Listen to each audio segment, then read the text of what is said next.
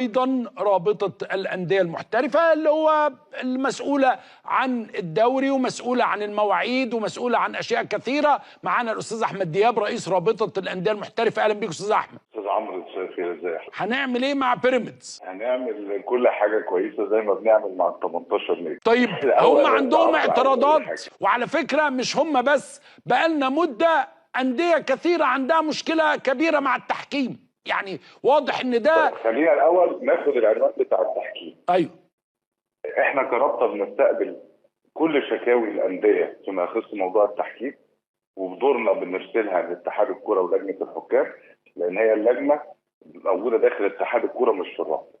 خلينا نتفق دايما يا استاذ عمرو ان في اخطاء تحكيميه موجوده، ودورنا ان احنا نطالب بتطوير التحكيم. مع بدايه الموسم اتحاد الكره جاب كلاتنبرج كراجل اجنبي، ومفروض انه بيطور، ورغم كده في شكاوي وهيفضل في شكاوي من التحكيم. بس عاوزين نقول نقطه، لا لا صوتها بقى عالي في وقت قصير جدا.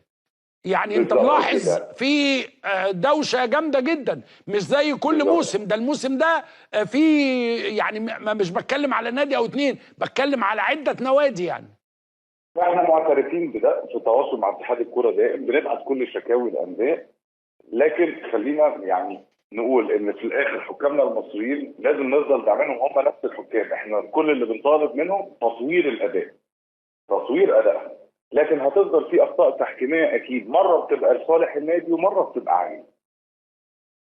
طيب مش هنهمل حكايه المواعيد اللي الاستاذ شمسي بيتكلم فيها. خلينا بقى نتكلم في موضوع بيراميدز. قبل ما اخش فيه انا عاوز اقول لحضرتك حاجه بس. انا طبعا مش مبسوط ان احنا كنا نعمل رابطه بيان اعلامي، ولا دي طريقتنا في الاداره او في تمثيل الانديه، لان في الاول وفي الاخر رابطه الانديه بتمثل ال 18 نادي. احنا على اتصال دائم بكل الانديه، وبنتواجد في كل المشاكل او المعوقات اللي بتقابل اي حد من غير ما بنعلنها بالاعلام. لكن لما فوجئنا ان في بيان اعلامي فتوجب علينا الربط. ده السبب ان احنا نعمله بيان اعلامي. الحاجه الثانيه ان بيراميدز من احد رواد الاستثمار الرياضي، وبقى رقم موجود في الكره المصريه طبعا، واضاف للاستثمار الرياضي.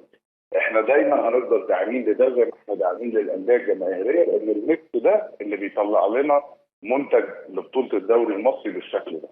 وزادت الانديه الاستثماريه، وبنحاول نحل للانديه الجماهيريه سواء بحيث ان البطوله نفسها تكون سريه. طيب هنتكلم في النقط اللي بيراميدز سردها، او يعني ملخص بيان الرابطه النهارده. احنا ردينا في موضوع المواعيد. ميعاد 3 الا ربع ده في الشتاء يا استاذ عمرو ما بيعتبرش ميعاد سلبي.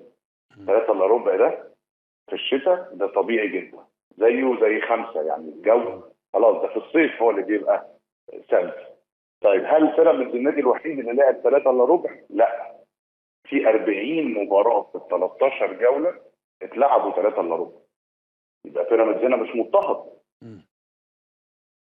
طب ولما غيرتوا له الميعاد فجأة بقى 7 في نفس اليوم؟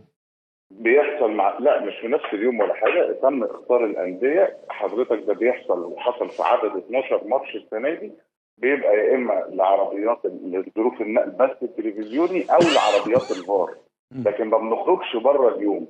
لا كان فجاه ولا كان في نفس اليوم. وفي بيان بيراميدز الاداره التنفيذيه لبيراميدز كاتبه انه لعب 6 مباريات، هو في الحقيقه لعب 5 بس. والنتائج على فكره كانت ايجابيه، كسب منهم 4 وتعادل في 1. طيب وكان بيلاعب انديه جماهيريه زي الاتحاد والاسماعيلي والمحله وبينافسوا في الدوري. فاحنا هنا استغربنا من ان فين طيب هم عندهم اعتراضات، وعلى فكره مش هم بس، بقالنا مده انديه كثيره عندها مشكله كبيره. احنا كرابطه بنستقبل كل شكاوي الانديه فيما يخص موضوع التحكيم، وبدورنا بنرسلها لاتحاد الكره ولجنه الحكام، لان هي اللجنه موجوده داخل اتحاد الكره مش في الرابطه. خلينا نتفق دايما يا استاذ عمرو ان في اخطاء تحكيميه موجوده، ودورنا ان احنا نطالب بتطوير التحكيم. مع بدايه الموسم اتحاد الكره جاب كلاتنبرج كراجل اجنبي، ومفروض انه بيطور، ورغم كده في شكاوي وهيفضل في شكاوي من التحكيم. بس عاوزين نقول نقطه، لا صوتها بقى عالي في وقت قصير جدا. يعني انت بالظبط ملاحظ كده. في دوشه جامده جدا، مش زي كل بالظبط. موسم. ده الموسم ده في يعني مش بتكلم على نادي او اتنين، بتكلم على عده نوادي يعني. احنا معترفين بده، في تواصل مع اتحاد الكوره دائم، بنبعت كل شكاوي الانديه. لكن خلينا يعني نقول ان في الاخر حكامنا المصريين لازم نفضل داعمينهم، هم نفس الحكام. احنا كل اللي بنطالب منهم تطوير الاداء، تطوير ادائهم. لكن هتفضل في اخطاء تحكيميه اكيد، مره بتبقى لصالح النادي ومره بتبقى عليه. طيب، مش هنهمل ملف حكايه التحكيم يعني. المواعيد اللي الاستاذ شمسي بيتكلم فيها. خلينا بقى نتكلم في موضوع بيراميدز. قبل ما اخش فيه انا عاوز اقول لحاجه بس. انا طبعا مش مبسوط ان احنا كنا نعمل رابطه بيان اعلامي، ولا دي طريقتنا في الاداره او في تمثيل الانديه، لان في الاول وفي الاخر رابطه الانديه بتمثل ال 18 نادي. احنا على اتصال دائم بكل الانديه، وبنتواجد في كل المشاكل او المعوقات اللي بتقابل اي حد من غير ما بنعلنها بالاعلام. لكن لما فوجئنا ان في بيان اعلامي فتوجب علينا الربط. ده السبب ان احنا نعمله بيان اعلامي. الحاجه الثانيه ان بيراميدز من احد رواد الاستثمار الرياضي، وبقى رقم موجود في الكره المصريه طبعا. واضاف للاستثمار الرياضي. احنا دايما هنفضل داعمين لده زي ما احنا داعمين للانديه الجماهيريه، لان الميكس ده اللي بيطلع لنا منتج لبطوله الدوري المصري بالشكل ده. وزادت الانديه الاستثماريه، وبنحاول نحل للانديه الجماهيريه سواء بحيث ان البطوله نفسها تكون سريه. طيب هنتكلم في النقط اللي بيراميدز سردها، او يعني ملخص بيان الرابطه النهارده. احنا ردينا في موضوع المواعيد. ميعاد 3 الا ربع ده في الشتاء يا استاذ عمرو ما بيعتبرش ميعاد سلبي. 3 الا ربع ده في الشتاء ده طبيعي جدا، زيه زي 5 يعني. الجو خلاص، ده في الصيف هو اللي بيبقى سلبي. طيب هل بيراميدز النادي الوحيد اللي لعب 3 الا ربع؟ لا، في 40 مباراه في ال 13 جوله اتلعبوا 3 الا ربع. يبقى بيراميدز هنا مش مضطهد. طب بالتالي لما غيرتوا له الميعاد فجأة بقى 7 في نفس اليوم. بيحصل لا مش في نفس اليوم ولا حاجه، تم اختار الانديه. حضرتك ده بيحصل وحصل في عدد 12 ماتش السنه دي، بيبقى يا اما لعربيات لظروف النقل بس التلفزيوني او لعربيات الفار. لكن ما بنخرجش بره اليوم، لا كان فجاه ولا كان في نفس اليوم. وفي بيان بيراميدز الاداره التنفيذيه لبيراميدز كاتبه انه لعب 6 مباريات، هو في الحقيقه لعب 5 بس. والنتائج على فكره كانت ايجابيه، كسب منهم 4 وتعادل في 1. طيب وكان بيلاعب انديه جماهيريه زي الاتحاد والاسماعيلي والمحله وبينافسوا في الدوري. فاحنا هنا استغربنا من ان فين الظلم اللي وقع.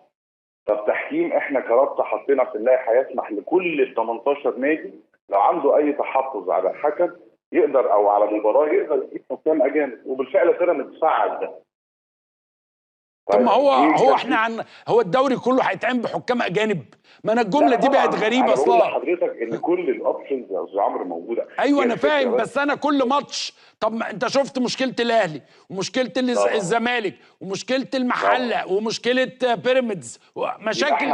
يبقى اللي حضرتك بتقوله ده ايه؟ ان احنا زي ما احنا بنقول احنا شايفين ان في مشكله في تطوير التحكيم، بنتكلم فيها مع اتحاد الكوره ولجنه الحكام عشان نطورها. يبقى هي مش معنيه او مش مقصود بيها نادي واحد، هي جزء من كره القدم وعلى جميع الانديه زي ما حضرتك بتقول، صح؟ ايوه طبعا.